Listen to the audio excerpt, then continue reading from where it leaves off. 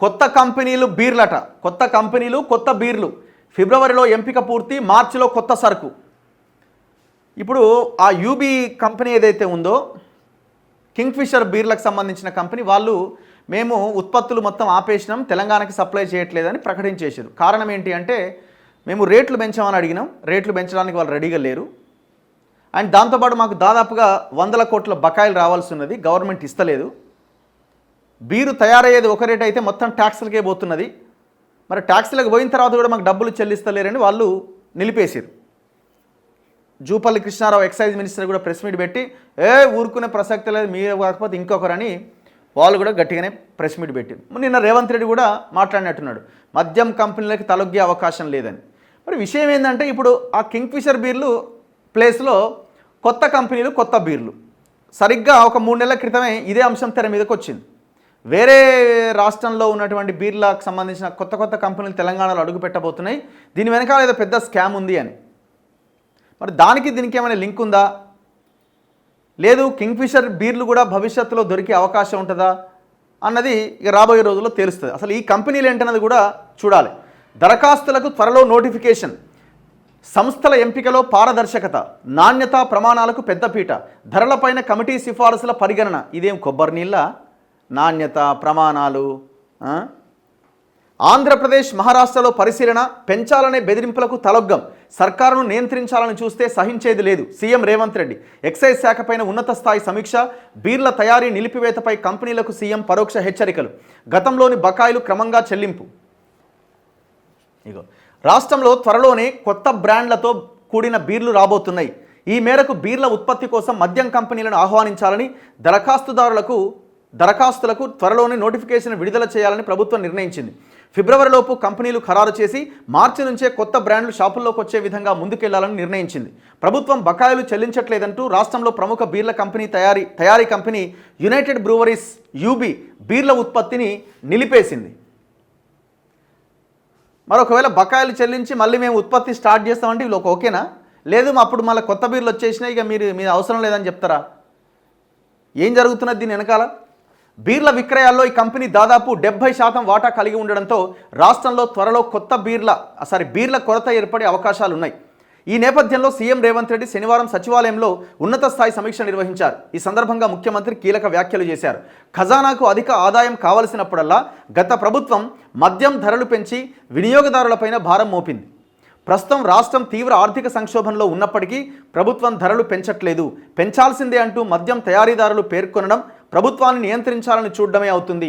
అలాంటి బ్లాక్మెయిలింగ్ బెదిరింపులకు ప్రభుత్వం తలొగ్గదు అని వ్యాఖ్యానించారు. రాష్ట్రంలో మద్యం సరఫరా చేసేందుకు ముందుకొచ్చే కంపెనీలను ఎంపిక చేసేందుకు పారదర్శక విధానం పాటించాలని, దరఖాస్తులను నిశ్చితంగా పరిశీలించాలని, ప్రధానంగా కంపెనీల నాణ్యత ప్రమాణాలు పరిగణలోకి తీసుకోవాలని, ఎలాంటి వివాదాలకు తావివ్వొద్దని అధికారులను సీఎం ఆదేశించారు. కొత్త కంపెనీల నుంచి దరఖాస్తులు తీసుకునేందుకు వెంటనే నోటిఫికేషన్ జారీ చేయాలని, నెల రోజుల గడువు ఇవ్వాలని సూచించారు. కొత్త బ్రాండ్లు సరఫరా చేసేందుకు సులభతర వాణిజ్య విధానం అనుసరించాలని చెప్పారు. ఇటీవల యునైటెడ్ బెవరేజెస్ కంపెనీ బీర్ల రేట్లను 33.1% పెంచాలంటూ ఒత్తిడి చేసిందని ముఖ్యమంత్రి దృష్టికి అధికారులు తీసుకొచ్చారు. అసలు బేసిక్గా ప్రైవేటు కంపెనీలు చెప్పినప్పుడు వీళ్ళు పెంచడానికి రెడీ అవుతుంటారే, అంత కాకపోయినా ఇంత పెంచుతామని చర్చలు జరుపుతారే. మరి ఏం చర్చలు జరపకుండా వాడు కుదరదనంగానే సరే పో అని ఎలగొట్టడం ఎట్లా? ఇదంత సినిమా ఉండదే, ఏదో ఉన్నది మొత్తానికి. వీళ్ళు ఏదో రాస్తారుగా నమస్తే తెలంగాణ వాళ్ళు, వీళ్ళు అవకాశం కల్పిస్తారు కదా వాళ్ళకి.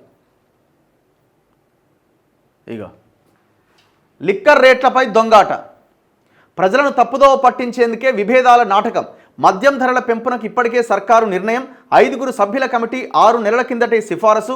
ప్రభుత్వం కంపెనీల మధ్య ఉత్తుత్తి భిన్నాభిప్రాయాలు, కంపెనీల ఒత్తిడితో తప్పట్లేదన్నట్టుగా సర్కార్ కలరింగ్. ధరల పెంపుపైన నిర్ణయం తీసుకోండి, సీఎం ఆదేశం. సంథింగ్ లేకపోతే ఈ ప్రైవేట్ కంపెనీలు పెంచాలి అని అంటే డిస్కషన్ జరుపుతారు, కంటిన్యూ అవుతారు. బేసిక్గా మరి ఇప్పుడు ఈ కింగ్ఫిషర్ బీర్లు ఎక్కువ తాగుతారుగా, అంతేనా? వైన్ షాపు పోయి ఫస్ట్ అడిగేది కేఎఫ్ లైట్, కేఎఫ్ ఇవే అడుగుతుంటారు ఎక్కువగా. మరి అవి లేకపోతే మన మద్యం ప్రియులు ఇబ్బంది పడే అవకాశం ఉంటుంది కదా, ఎట్లా? ఇది రాబోయే రోజుల్లో అసలు ఏ కంపెనీలు ఎంటర్ అవుతాయి అన్న దాని మీద డిపెండ్ అయి ఉంటుంది. మనం ఇప్పుడే స్టేట్మెంట్ ఇవ్వలేం దీని వెనకాల ఏదో కరప్షన్ ఉందనో లేకపోతే వాళ్ళు వేరే కంపెనీలతో లాలూచి పడి తెచ్చిరని మనం చెప్పలేము. ఇప్పుడు చెప్పడం కూడా కరెక్ట్ కాదు. ఇది ఎప్పుడు తెలుస్తుంది అంటే ఏ కంపెనీ ఎంటర్ అవుతుందో ఆ కంపెనీకి వీళ్ళకి ఏమైనా లింక్ ఉందనో అప్పుడు తెలుస్తుంది. గతంలో కొన్ని కంపెనీలు రాబోతున్నాయని ఏదో కొన్ని మహారాష్ట్రన వేరే కంపెనీలో నిషేధించిన కంపెనీలు ఇక్కడికి రాబోతున్నాయని ఒక చర్చ జరిగింది. మరి అవే కంపెనీలు వచ్చే అవకాశం ఉందా? ఒకవేళ అవే కంపెనీలు వచ్చినాయి అనుకోండి, ఓ సంథింగ్ ఈజ్ దేర్, ఏదో జరిగింది అని మనం అనుకోవచ్చు. సో మనం ఇప్పుడే చెప్పలేం. అసలు నన్ను అడిగితే ఇప్పుడు ఈ పెద్ద పెద్ద వాళ్ళు తాగే మందు ఉంటుంది కదా, 2,000, 3,000, 4,000 అబ్బా, అవి పెంచండి, డబుల్ చేయండి, 4,000, 8,000 చేయండి. ఓడొద్దన్నాడు. వాడు తాగుతూనే ఉంటాడు, మస్తు పైసలు ఉన్నాయి, 4,000 పెట్టుకుంటాడు, తాగుతూనే ఉంటాడు. 4,000, 8,000 చేయి, 8,000, 16,000 చేయి. బెల్ట్ షాపుల గురించిన చర్చ లేదు. ఆ బెల్ట్ షాపులు పెరిగిపోయినాయి, తాగుబోతుల తెలంగాణ అయిందని మనమే మాట్లాడుతుంది. 11 నెలల ఒక్క బెల్ట్ షాప్ తీసేయమైతుంది.